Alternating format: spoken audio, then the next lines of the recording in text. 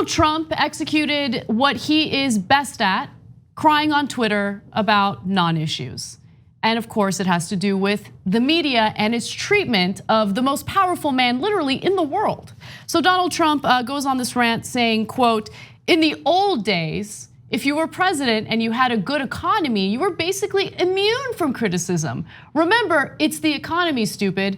Today I have, as president, perhaps the greatest economy in history, and to the mainstream media, it means nothing, but it will." Okay. All right, let's break that one down. First of all, in the old days, if you had a good economy, like let's say Bill Clinton had an astounding economy, you were immune from criticism, except for the fact that Bill Clinton got impeached. Oops. And then he says, remember, it's the economy, stupid. You know who's saying that was? Bill Clinton. I actually didn't know that was Bill Clinton's That's right. statement. Okay. Yes, that was during his campaign, and getting his campaign team to focus on the economy, and that's how you win elections. And so he's amazing. The fact, like he walked right into it, right? And how did Hillary Clinton not take her husband's advice there? Yeah. When she was running. Well, she didn't take his advice on a couple of different grounds. He kept screaming that she should go to Michigan, Wisconsin, and Pennsylvania. And they're like, old washed up Bill Clinton, what would he know? Oops, okay. But wait a minute, I thought he was immune from criticism because he had a great economy. By the way, guess what? The media does applaud you for the economy, and you don't deserve anyone applauding you. And I'm not making the argument that, the economy started improving under Obama and you can't take credit. I'm not even making that argument. The economy actually sucks for a lot of people, and I'll explain why in just a second. But first, let me prove my point about how the media does give you credit over and over again for what they consider a great economy. In fact, the outlets that you criticize the most, CNN, Washington Post, they give you credit. Here's an example, CNN. Something feels different about the Trump economy. I've created over 1 million jobs since I'm president. There's a momentum, an energy, a bravado. The stock market is way up again today, and we're setting a record literally all the time. It's as if corporate America, Wall Street, and even blue-collar workers suddenly have their mojo back. We will buy American, and we will hire American. It turns out the only thing the American economy was missing these last 10 years was confidence. And nobody is as confident as Donald J. Trump. Well, the only thing the economy was missing over the last 10 years was confidence? Was confidence? What? And then the whole thing about blue collar workers are getting their mojo back. How? How are they getting their mojo back? Most of these jobs that have lowered the unemployment rate in America are part-time jobs, temporary jobs, jobs with incredibly low wages, very little benefits, if they have benefits at all. I mean, come on. No, but look. I just need to be clear. That was not a Trump ad. That was CNN. That was a CNN report, news report from CNN. That's the most embarrassing thing I've ever seen. But look, it's because the establishment does basically work for the wealthy. And so when the stock market is up, they're like, whatever, okay, yes, it's because the blue collar workers have their mojo back. Wages haven't gone up for blue collar workers in 40 years. What on God's green earth are you talking about? Did you go and talk to any blue collar workers? Do you have any facts to back that up? No, the economy runs on confidence. No, it doesn't. Man, by the way, she's not the first one to make that up. It's a mythology put out by the corporate media that, just these corporate executives, they just need a little confidence. And the way to give them confidence is to lower taxes so they all get richer. And that creates a stable economy that they can rely on and have confidence to do investments. Except they didn't do investments, they did stock buybacks. So all of it is total nonsense. And it's that mythology aimed at lowering taxes, deregulation, created by the rich for the rich. And that infomercial was brought to you by CNN. And still Donald Trump cries. Yeah, and he still cries, exactly. And CNN isn't the only outlet. I have seen mainstream media outlets tout his economic policies and the success of his economic policies over and over again. By the way, again, we've made this point a million times, but I want to make it one more time because you mentioned stock buybacks. Yes, the stock market's doing really well, but even conservatives are concerned about the bubble that's being created by corporate stock buybacks because it's artificially inflating the value of the shares. And so, I mean, that is a ticking time bomb. But with that said, let's go to Washington Post, another outlet that Trump targets and criticizes on a regular basis. But in reality, when it comes to Trump's huge handouts to corporations, Washington Post is all for it. Take a look. The economy is hands down the best thing that's going for President Trump right now. But let's take a look at his report card on the economy and what we're likely to see in 2018. The first thing that he loves to talk about is the stock market. The Dow just passed 25,000 for the first time ever. He likes to call it the Trump bump. He gets an A+ for the stock market. It was up over 25% last year. And if you go all the way back to the election, it's up over 30%. Now you can nitpick how to compare that to President Obama. If you compare since Inauguration Day, President Obama is a little bit better. But if you go back to the election, President Trump did it even better than Obama did in his first year. Jobs, jobs, jobs. Trump loves to talk about it, and it was a key issue in the election. On that, I think I'd give him an A, very solid A. We saw great job growth last year, just over 2 million jobs. It was a tad smaller than what we saw in President Obama's final year in office. Trump had a great run with blue-collar jobs. Again, not an infomercial, that's a report from Washington Post. It's unbelievable. But Donald Trump still cries, they're being unfair to me. They only gave me A+ and A and did these giant ads for me posing as news reports, never mentioning your wages, by the way. Never mentioning that I said I was gonna raise your wages and I haven't at all. In fact, if you account for inflation, your wages have gone down. But my rich friends took home a ton of money, and the people who run these multi-billion-dollar corporate media organizations love it. For example, Jeff Bezos, who owns Washington Post, well, his company, Amazon, paid $0 in taxes.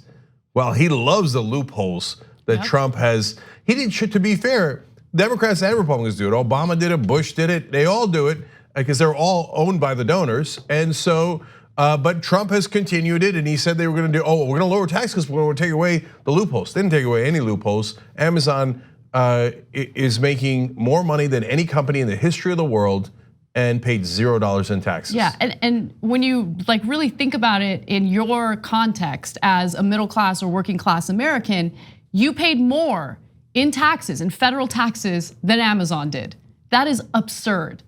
So, of course, these corporations love it, and they don't care if it's a Democrat or Republican who's giving them access to these corporate tax loopholes. As long as they get to take advantage of it, they're happy.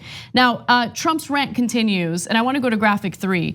He writes, I wonder if the New York Times will apologize to me a second time, as they did after the 2016 election, but this one will have to be a far bigger and better apology. On this one, they will have to get down on their knees and beg for forgiveness. They are truly the enemy of the people. So I just wanna draw attention to the following headline from Politico that reads, New York Times to Trump, we did not apologize. This was published in 2017 following the first time Trump claimed that the New York Times had apologized to him for its unfair coverage of the Trump campaign. The New York Times did not apologize for that. In fact, they tweeted the following, false, we did not apologize. We stand by our coverage and thank our millions of subscribers for supporting our journalism. Now, what they did do was they said to their readers, sorry that we missed the trend of Trump rising. That's not an apology to Trump. Trump won, there's nothing to apologize for. Saying that we should have spotted that trend better. But by the way, has the New York Times learned anything from that? Nope. So as Bernie Sanders rises, they're like, what name so? I don't know. Progressives, populists, either on the left or the right, we hate them. We're the New York Times. So we will treat them with great disdain. Later, we will apologize to our readers again for missing it because we can't get past our establishment blinders. But that's a separate issue.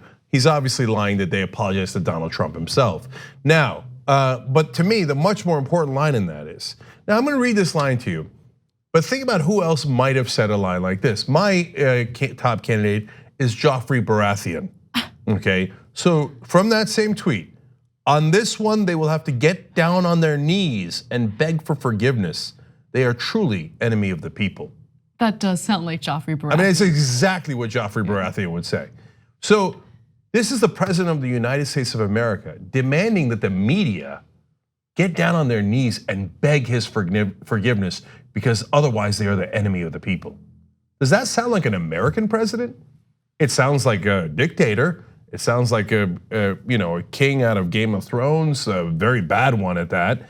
It sounds like someone who wants to crush the press and only have fawning coverage of him.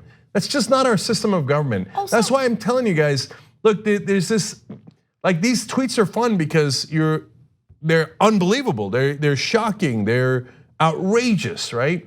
But they're not fun in that it is the president of the United States of America, and he is deeply mentally unstable and does not believe in our system of government at all. So there's this constant assumption that he thinks like we think. Well, no, I mean, he wouldn't get rid of election. He wouldn't arrest his political opponents. That's not what we do in America. He would arrest his political opponents and say, have you not heard him? He says every day, why aren't we rounding up Democrats and putting them in jail? He says it every day, you know why? Because he means it. So I think you make a valid point, and it's concerning, but at the same time, it's, for me personally, it's more embarrassing, right? Because he is the most powerful man in the world, and organizations like Turning Point USA, who back Trump to the death, have coined the phrase oppression Olympics in order to characterize the left, when in reality, the person that they support is constantly crying and whining about how everything is so unfair. Life is so unfair. The media is so unfair to me. Oh my God, come on, man. Isn't that embarrassing? And I'm saying it should be embarrassing for Trump, but of course he has no self-awareness. But isn't it embarrassing to Turning Point USA that you guys consistently support him when he acts like a child? Isn't it embarrassing to his base when you have someone who's supposed to be the epitome of an alpha male, but in reality, all he does with the vast majority of his time is whine and cry about how life isn't fair? He's a man in a tremendous position of privilege, and still he thinks life is so unfair. Life is so unfair for me. You know, in Hunger Games, it was President Snow, wasn't it? Yeah, but here we have President Snowflake. Totally. And every day he cries on Twitter, and every day conservatives are like, that's right, that's what a real man does. They go and they cry and cry and cry about how unfair everybody's being, okay? And one day they're gonna apologize to me and beg for forgiveness. That's what they're gonna do. God, you're all so pathetic. And but to me, even the more pathetic part is you are following and idolizing a literal lunatic. Yeah. A guy who's lost his mind, who's like, I will make them beg for forgiveness. Oh, Psycho Joe, that's another tweet, about Joe Scarborough. He's sick, disturbing. Oh yeah, your ratings are going down. CNN, your ratings are going down. I mean, that's the president of the United States, and you're following that lunatic. You know Congratulations. What? Let's play a fun game. Why don't we use the hashtag President Snowflake and use that hashtag on Twitter to describe your favorite Trump snowflake moment? Yeah, that's good. I like that. Let's get that going, okay? Yeah. And you could do it to every Trump tweet where he cries. And just, ask him, when are you ever going to stop crying? So he complained in this same series of tweets. Oh my God, I would have 100 million Twitter followers if Twitter wasn't discriminating against me. Dude, you have 59 million subscribers. You're the president of the United States. You're the commander in chief. Just man up for a second, man.